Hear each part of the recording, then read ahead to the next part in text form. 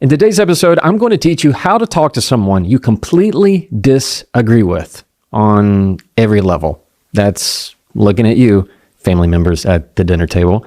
And here's the takeaway I'm going to tell you right now. You don't have to agree with them, ever. All that and more coming up. Let's go. Welcome to the Jefferson Fisher podcast, where I'm on a mission to make your next conversation the one that changes everything. If you're listening to this podcast, my guess is it's because you want to be a better communicator and in turn improve your life. So that's exactly what my promise is to you. In exchange, what I'm going to ask for is that anywhere you're listening, would you please press the button subscribe? It's a very low lift. It'll take 1 second, but it really makes a difference to me and my family and the mission that I am continuing to serve with passion. This episode is brought to you by Cozy Earth. I love Cozy Earth. They've been a sponsor of this podcast for a long time now. Why? Because they put out really good stuff when it comes to anything that is cozy, is the best way to put it. And I mean, the name is right on the nose.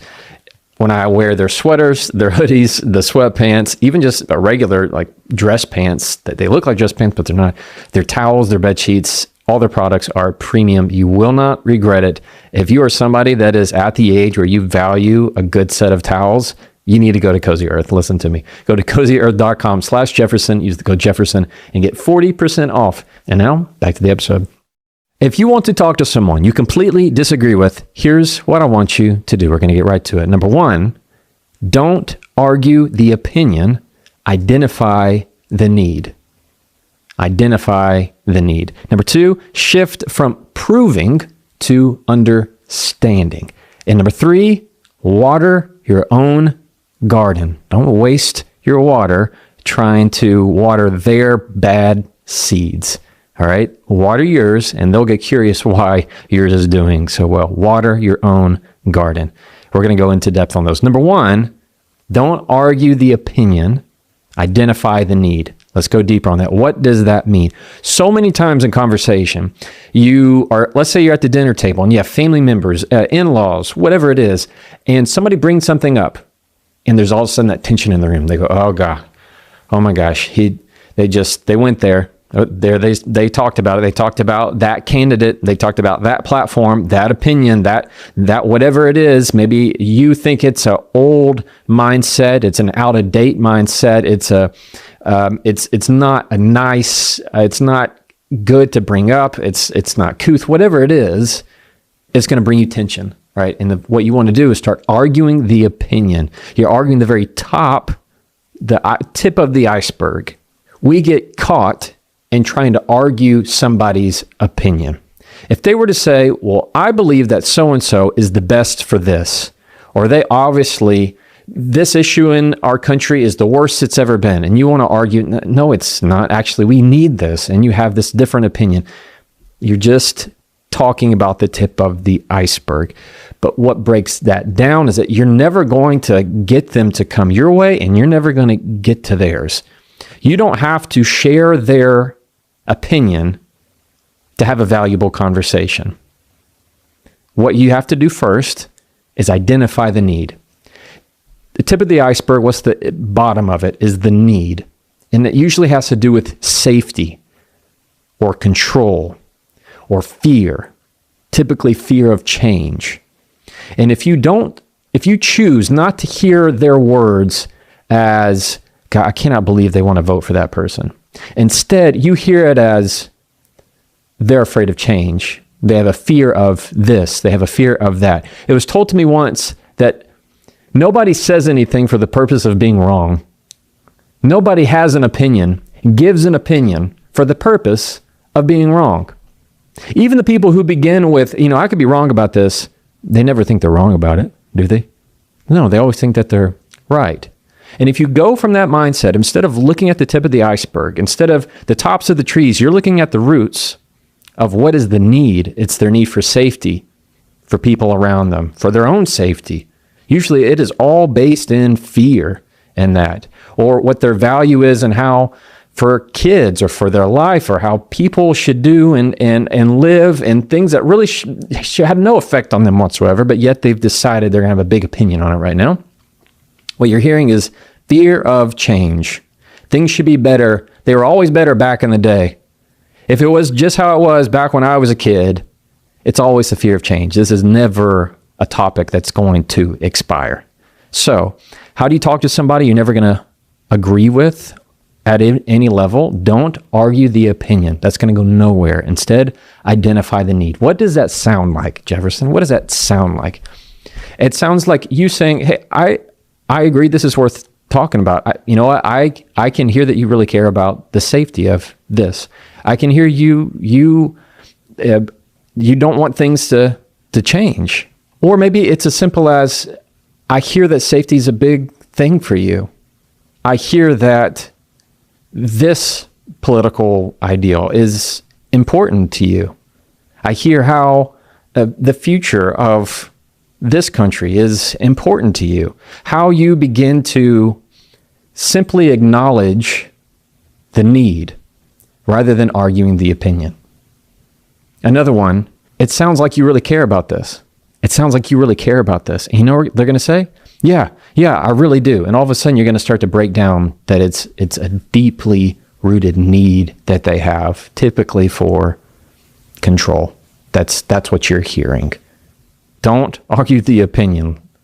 Don't even address that. Instead, identify the need. Ways that I even like to explain that is, I might say, I agree, but I go macro, not micro. So I might say, I agree this is worth talking about. I agree that's one way to look at it. I agree that's an opinion. Or I might say that's hopeful to know. That's hopeful to know. Or I might thank them. Hey, well, thank you for sharing that. You see how I'm not having to agree with anything that they said?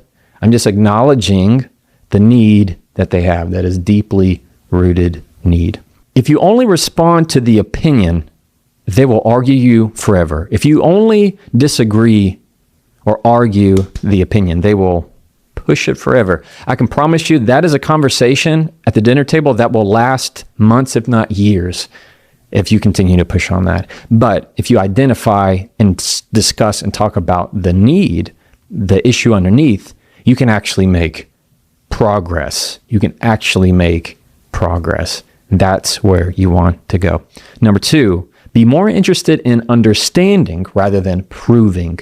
Proving is this mindset of, no, you have to agree with me. No, I have to make you understand my way. You know what? I can't even wrap my mind around how you could possibly think this. Are you kidding me? You actually think, is that ever going to make anybody agree with you? Whenever you come on the offensive to prove something, where you go, are you kidding me? Do you really believe this? The more you tell somebody they're wrong, the more convinced they are that they're right. Or they all of a sudden clam up and go, well, I'm not going to share my opinion with you. This is what I believe. So I don't care. Evidence doesn't work. Facts don't work. Why? Because you're only hitting the opinion. You're not identifying the need, like we talked about in number 1. So what do you do instead of trying to push, and prove? Because you know what that feels like. What does that do? That makes you harden even more. Instead, ask questions that help open up understanding. These are not questions that begin with why. That will kill it instantly. Well, why do you think that? Why do you believe that? Yeah, okay. What about anything that challenges the why to make them explain in a defensive posture? But if I begin with what, how, when, where, those are what they call open-ended questions. Open-ended questions. So if I were to say, how long have you felt this way? Oh, well, you know what? I felt this the first time in, what happened there? Where did you hear this?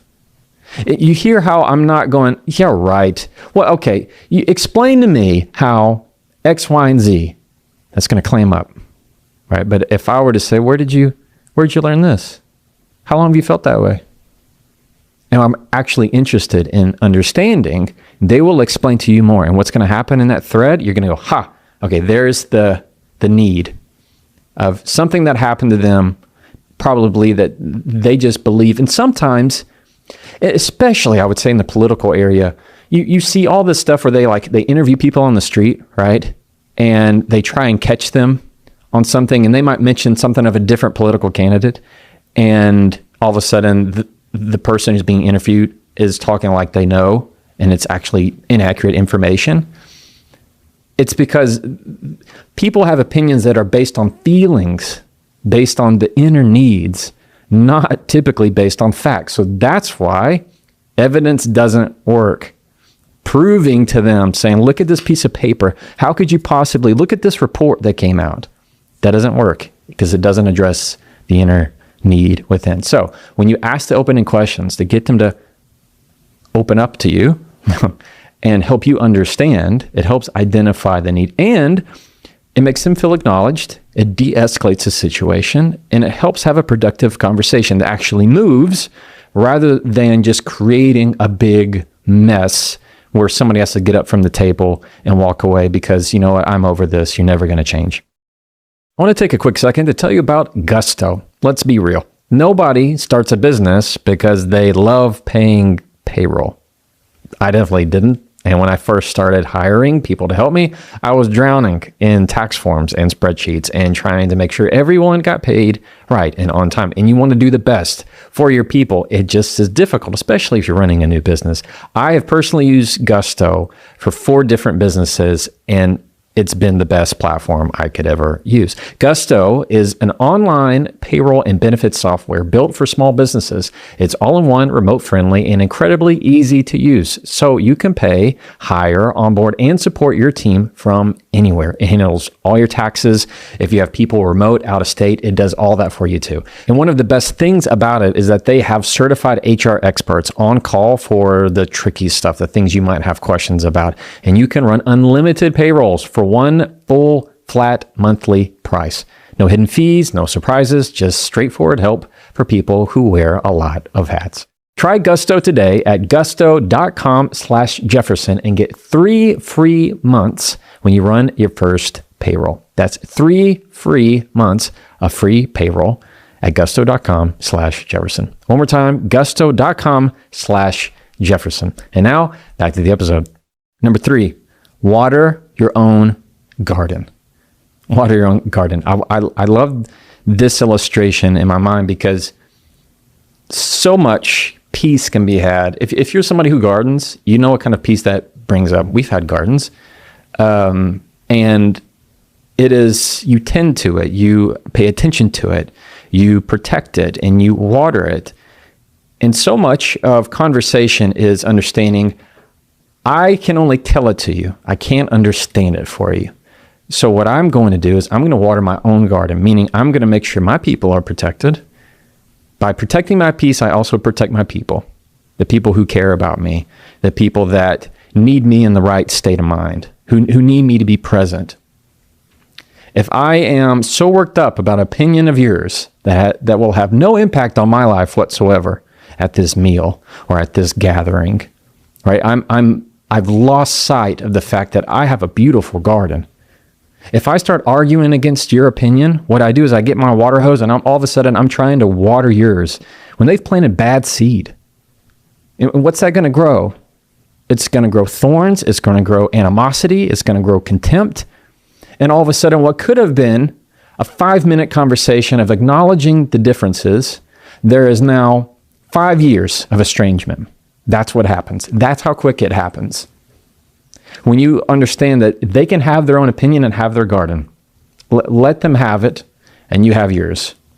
So you can hear conversations from them and say, you know what? I'm not trying to change your mind. Or, you know what? I know I'm not going to change your mind. I just want to hear what you have to say, or I appreciate what you're sharing. I know we're not going to see the eye to eye on this, but you know what we do make eye to eye on? Whatever topic that you know that you agree on. Choosing when to go into that conversation, knowing when to get out of it. Usually we just get very stubborn. We get really stubborn. And we try to go to number 2 and we just prove. And that does nothing. So remember, when it comes to watering your own garden, that there will be an end to the conversation. And there certainly can be a place for meaningful dialogue. What I playfully like to say is, if somebody's trying to have some kind of conversation with me, whether if it's something I know I disagree with, I might easily say, you know what, I'd rather hear about you. To ask me a question that's kind of sent to tee me up, it's me saying, well, I'd rather hear about you. Nobody gets mad if I suggest talking about themselves. I've never had that once. They go, oh, they kind of laugh as if like, all right, I understand, we're not going to go there. And sometimes, even like my grandfather, he will try and spark these arguments just for fun.